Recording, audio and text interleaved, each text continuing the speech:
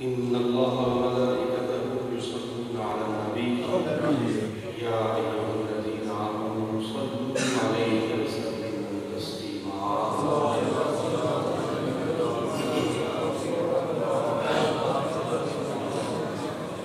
والسلام عليك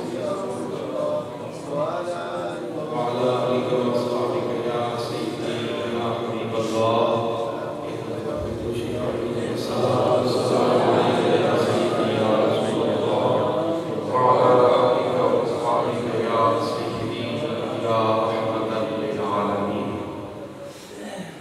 اہل سنت کا ہے بیڑا پار اصحاب حضور اہل سنت کا ہے بیڑا پار اصحاب حضور نجم ہوں اور لوگ ہے عطرت رسول اللہ کی سبحان اللہ معزز محترم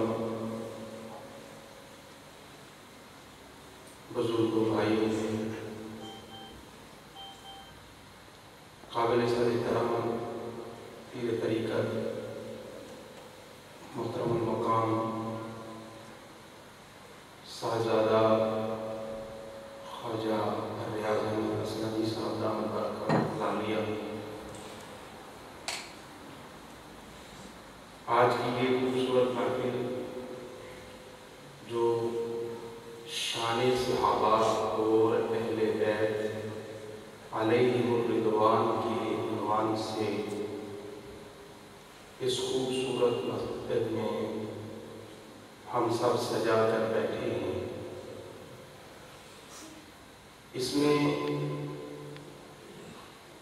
جو خصوصی خطاب ہے وہ تو شیر اہل سنت مناظر اسلام شیخ الحدیث فخر السعدات حضرت علامہ مولانا سید عرفان شاہ صاحب مشہدی دامت برکاتہ عالیہ کا ہوگا۔ آپ تشریف فرما ہو چکے ہیں، تھوڑی دیر کے بعد ہمارے درمیان جلوہ افروز ہو جائیں گے۔ میں بالکل جو وقت مجھے دیا گیا ہے اس کے اندر ہی اپنی بات کو مکمل کرنے کی کوشش کروں گا۔ صرف عنوان کے حوالے سے بتاؤں گا کہ آج جو ہم نے یہ جلسے کا عنوان رکھا ہے اس کا معنی اور مفہوم کیا ہے۔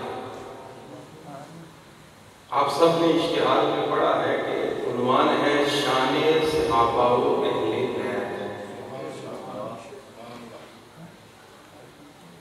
اب سمجھنا یہ ہے کہ صحابہ کون ہیں، اہل بیت کون ہیں، وہ ان کو یہ شان اور مرتبہ کہاں سے ملا۔ اگر یہ بات ہم سمجھ گئے تو پھر جھگڑے بھی ختم ہو جائیں گے۔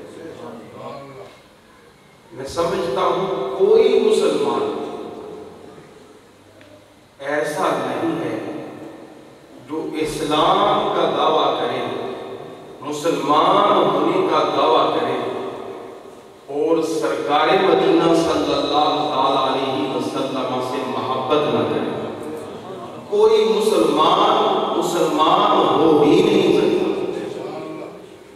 اگر وہ دعویٰ اسلام کا کرے اور سرکار صلی اللہ علیہ وسلم سے پیار نہ کرے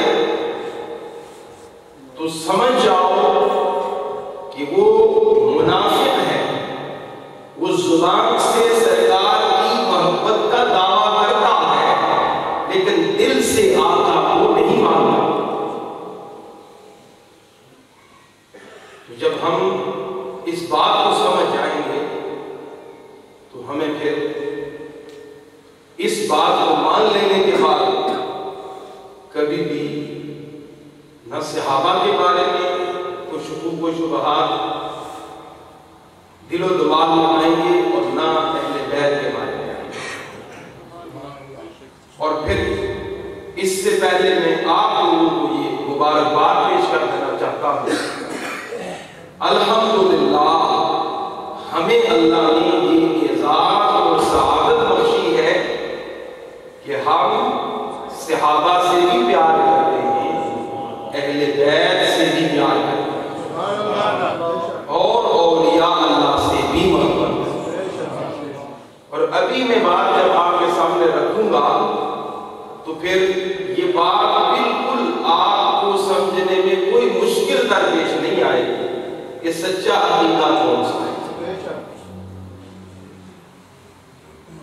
تو آج کی ہماری یہ محفل جو ہے جس کا عنوان ہے شان صحابہ اہل بیت۔ صحابہ کون ہیں؟ صحابی کس کو کہتے ہیں؟ صحابی اس کو کہتے ہیں جس نے آقا دو عالم صلی اللہ تعالی علیہ وسلم کا کلمہ پڑھا ہو اور آپ کی صحبت پائی ہو، آپ کی زیارت کی ہو، آپ کی گفتگو سننے کا شرف پایا ہو، یا آپ کے ساتھ کسی سفر میں اسے رفاقت حاصل ہوئی ہو۔ یہ شرف پانے کے بعد دم آخر تک، یعنی دنیا سے جانے تک، وہ سرکار کی غلامی میں ہی رہا ہو، اسے صحابی کہتے ہیں۔ یہ ذہن میں رکھیں، صحابی اس کو کہتے ہیں جس نے پیارے آقا صلی اللہ علیہ وسلم کو دیکھا اپنی آنکھوں سے، لیکن مطلق دیکھنے سے کوئی صحابی نہیں بنتا ہے، خالی دیکھ لینے سے کوئی صحابی نہیں بنتا ہے۔ اس کے لیے شرط ہے کہ وہ دل میں محبت رسول بسا کر پھر دیکھے تو صحابی۔ اگر خالی دیکھ لینے سے صحابی بن جاتا تو ابو جہل بھی صحابی ہوتا، ابو لہب بھی صحابی ہوتا، عتبہ شیبہ ولید یہ سارے صحابی ہوتے، لیکن ان کو کوئی بھی صحابی نہیں کہتا۔ دیکھا تو انہوں نے بھی ہے سرکار کو، مجلس تو سرکار کی انہوں نے بھی پائی ہے، لیکن دل میں عشق مصطفیٰ نہیں بسایا، صحابیت کا شرف بھی نہیں پایا۔ تو یہ بات واضح ہو گئی کہ خالی دیکھنا یہ صحابیت کے لیے کافی نہیں، ایمان دل میں بسا کر ایک جھلک سرکار کی جس نے دیکھ لی اور ساری زندگی اس ایمان کی دولت کو اس نے آنکھوں میں اور دل و دماغ میں بسائے رکھا، وہ صحابی رسول ہے، وہ صحابی رسول ہے۔ اور یہ معنی جہاں جہاں پایا جائے گا اس کے اندر یہ صحابیت کا شرف بھی موجود ہوگا۔ اب اس معنی کے اعتبار سے آج کچھ لوگ جو یہ دو گروپوں میں صحابہ کو اور اہل بیت کو تقسیم کرتے ہیں، میں سمجھتا ہوں کہ وہ اہل بیت کی شان کو بڑھاتے نہیں گھٹاتے ہیں، اہل بیت کی شان کو کم کرتے ہیں، اس لیے کہ وہ یہ دو گروپوں میں تقسیم کر کے اپنے سارے دیکھنے سننے والوں کو یہ تاثر دیتے ہیں کہ صحابہ اور ہیں اور اہل بیت اور ہیں۔ حالانکہ اہل بیت کے جو افراد ہیں اس میں حضور علیہ السلام کی ازواج مطہرات سب سے پہلے جاتے ہیں۔ قرآن کی روح سے اہل بیت